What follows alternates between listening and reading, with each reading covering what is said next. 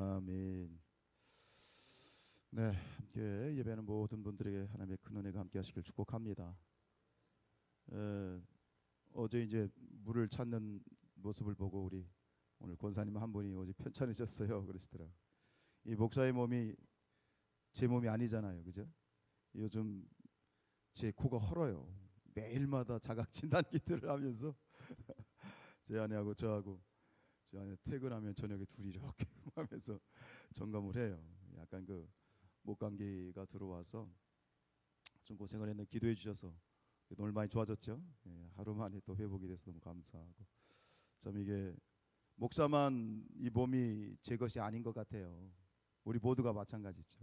우리 모두가 또 하나님의 몸된 지체로서, 교회 지체로서 귀한 또 역할들이 있는데, 다시 한번 이 좀 험난한 시국에 모두가 영혼과 육신이 하나님의 보호하심이 있어지기를 주님의 이름으로 축복합니다. 오늘 이제 25장에 들어가게 되는데, 말씀을 드렸던 것처럼 이 출애굽기 40장이 1장부터 18장까지는 이스라엘을 구원하신 하나님, 그렇죠? 애굽에서 이렇게 구원하시는, 탈출시키는 하나님에 대한 이야기들이 되어졌다면, 앞섰던 19장부터 24장까지는 시내산에 도착해서 이 구원하신 이스라엘 백성들과 이제 선민으로서의 언약을 체결하는 그런 장면이잖아요. 그래서 두 번째 주제는 이스라엘과 언약을 맺으시는 하나님이에요. 그런데 오늘 이제 25장부터 마지막 40장까지의 이 주제가 뭐냐면 이스라엘과 함께 거하시는 하나님이라는 주제를 가지고 있어요. 그래서 하시는 것처럼 지난번에 우리가 출애굽기 강해를 통해서 이 성막에 대한 이야기를 많이 했습니다만, 결국 성막이라고 하는 하나님의 집이죠. 하나님의 집. 하나님께서는 이 19장 앞에 두 번째 부분 19장부터 24장까지는 하나님이 어디에 임재하셨냐면 시내산에 강림하셨어요. 그러니까 하나님이 저 하늘에 계시다가 하나님의 영광이 시내산에 내려오셨어요. 그래서 우박막 이 천둥과 번개와 지진 그런 형상 가운데 하나님이 직접 강림하셨거든요. 근데 시내산에 강림하셨던 하나님이 거기에 만족하지 아니하시고 어디로 내려오시기를 원하시냐면 이스라엘 백성들이 사는 그 삶의 현장 한 복판에 오기를 원하시는 거예요. 하나님은 저 하늘이 아니라 저 높은 산이 아니라 우리의 삶의 한 복판에 내려오기를 원하신 거예요.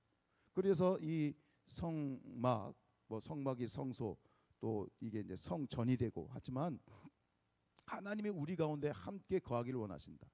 출애굽기의 전체적인 내용을 쭉 보면 뭐예요? 그들을 이스라엘에서 구원하신 이유, 그리고 그들과 함께 언약을 맺으신 이유, 최종적인 목적이 뭐죠? 하나님의 최종적인 목적? 우리와 함께 하기를 원하신다. 하나님은 우리와 함께 하기를 원하시는 것이 최종적인 목적이다 라고 하는 거예요. 그래서 하나님이 우리와 함께 하신다라는 말, 히브리어로 뭐라고 그래요? 임마누엘이라고 그러죠. 하나님께서는 우리와 함께 하기를 원하셔요. 어찌 보면 우리가 귀찮아할 수도 있어요. 왜 하나님이 함께 하시면 내 삶의 제약을 받을 수도 있고 또 눈치를 볼 수도 있을지 몰라요. 그러나 하나님의 마음은 뭐냐? 한결같이 우리와 함께 하기를 원하신다.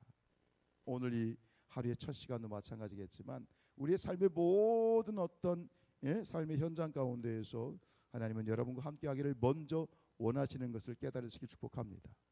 레위기 말씀에 보면 우리가 잘 아는 말씀 가운데 레위기 11장 45절에 나는 너희의 하나님이 되려고. 누구의 하나님?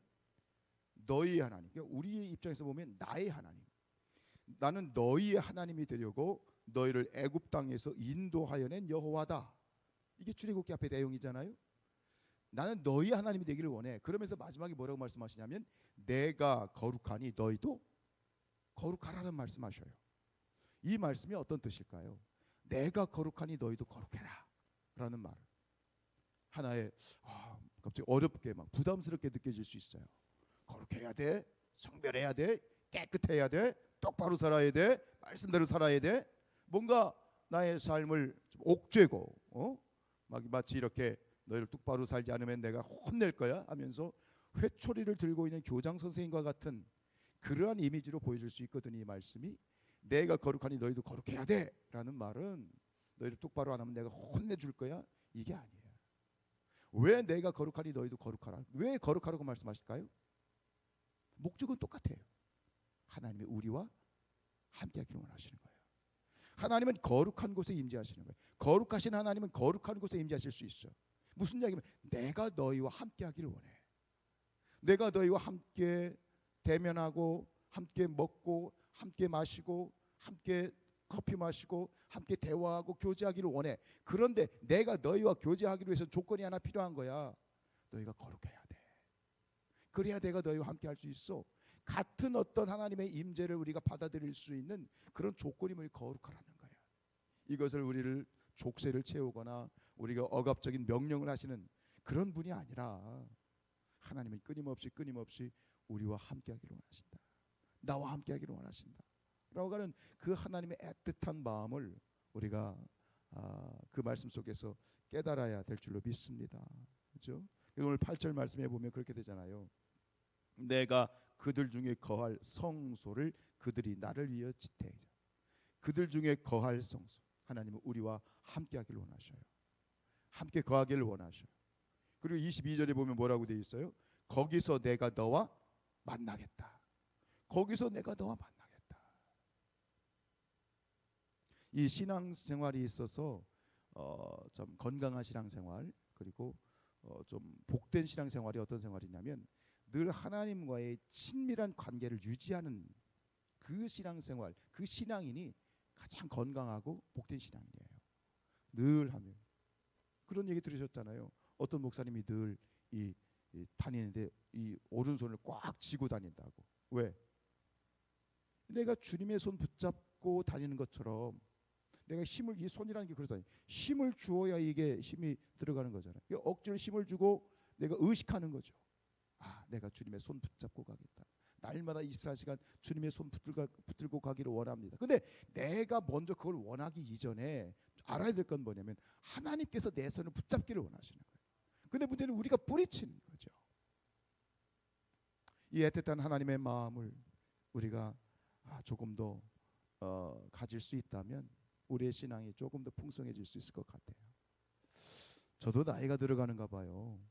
전에는 그런 생각을 안 했었는데 이제 아이들이 둘 다 서울에 있으니까 그래서 그런 건지 전에는 이렇게 아이들이 보고 싶다 이렇게 좀 이렇게 그립다 이런 감정이 없었어요. 근데 시간이 갈수록 문득 그런 생각이 자주 찾아와요.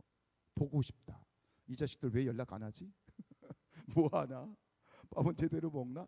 이런 생각이 문득 이렇게 뭐랄까 사무친다고 해야 되나? 그런 감정들이 올라오는 걸 보면서 야, 나도 이제 나이를 조금씩 먹어가나 보다 하는 생각이 드는 거예요.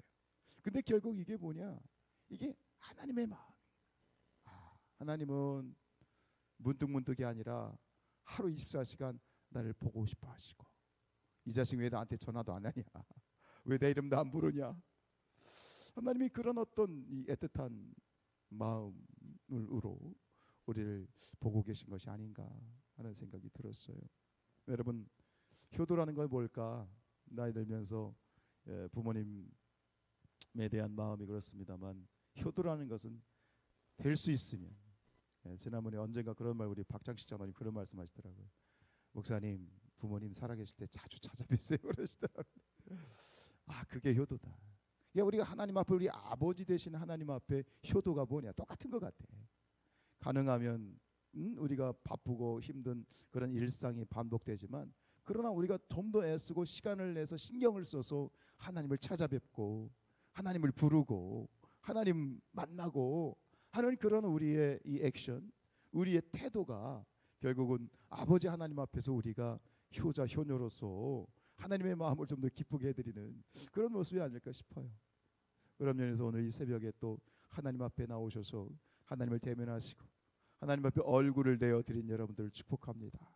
하나님의 큰 기쁨이 되어지겠죠.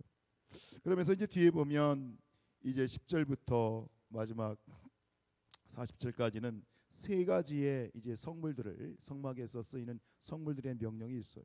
첫 번째는 법궤, 그리고 두 번째는 이제 떡상, 그리고 세 번째는 이제 등잔대에 대한 그런 설명들이 있는데 오늘 이것들을 위해서 하나님께서는 뭐라고 명령하시냐면 이스라엘 백성들에게 예물을 드리도록 요청하십니다. 그래서 1절에 여호와께서 모세에게 말씀하여 이르시되 이스라엘 자손에게 명령하여 내게 예물을 가져오라 하고 얘기했어요. 야, 이제 하나님의 집을 짓는데 예물을 바치시오. 그때 이스라엘 백성들이 어떻게 했어요? 기쁜 마음으로 내는 자가 내게 바치는 모든 것을 너희는 받을지니라. 그래서 하나님께서 이 말씀을 예언적으로 하신 거죠. 이스라엘 백성들이 기쁜 마음으로 예물을 드렸어요. 결국은 그래서 이 성막이요, 성막 특별히 성소의 별명이 있는데 이게 황금의 집이에요. 그러니까 이 성막이라는 건 그 안에 들어가는 금, 은, 뭐 하여간 각종 보석들이 어마어마한 그러한 이 값어치로 따지면 정말 어마어마한 그런 이 귀중한 것들이 쓰여지는데 그런 것들을 이제 드려지게 될 때 나중에 뒤에 성경에 보면 뭐라고 되어 있냐면 36장에 가면 이렇게 되어 있어요. 모세에게 말하여 이르되 백성이 너무 많이 가져오므로 이렇게 되어 있어요. 백성이 너무 많이 가져오므로 여호와께서 명령하신 일에 쓰기에 남음이 있나이다. 백성들이 이 하나님의 집을 짓는데 너무 많이 가져와서 야 그만 됐어, 스탑 됐어, 충분해 이렇게 되었다는 것이죠. 얼마나 감사해요. 우리가 하나님께서 때로 우리에게 하나님의 일을 위해서 예물을 요구하실 때가 있어요. 뭐 교회적으로나 아니면 개인적으로나 하나님께서 직접적으로 우리에게 감동을 주셔서 이런 예물을 우리에게 요구하실 때가 있는데 하나님께서 우리가 가진 것을 요구하실 때 우리가 기쁜 마음으로 드릴 수 있는 그런 저와 여러분들이 되어지시기를 축복해요. 근데 중요한 사실이 있어요. 하나님이 우리에게 뭔가를 요구하실 때 무턱대고 요구하시는 것이 아니다. 하나님께서 우리에게 요구하실 때는 이미 우리가 드릴 수 있는 것을 주시고 요구하시는 것이다. 이해가 되시죠? 하나님이 요구하실 때는 이미 우리에게 맡겨두신 거예요. 우리가 기본적으로 그리스도인의 삶을 청지기적인 삶이라고 그러잖아요. 여러분들이 가지고 있는 모든 것이 하나님의 것임을 인정하십니까? 여러분이 가지고 있는 모든 소유가 하나님께서 이 땅 가운데 내게 맡겨주신 것이라는 것을 인정하십니까? 이게 우리 그리스도인의 삶이에요. 내게 있는 모든 것은 내 것이 아니다. 누구의 것이다? 하나님의 것이다. 하나님이 내게 맡겨주신 것이고 맡겨주셨다는 얘기는 뭐예요? 하나님께서 요구하실 때가 있고 요구하실 때는 기꺼이 드릴 수 있어야 된다. 근데 이것은 세상적인 가치관으로 보면 말이 안 되는 거죠.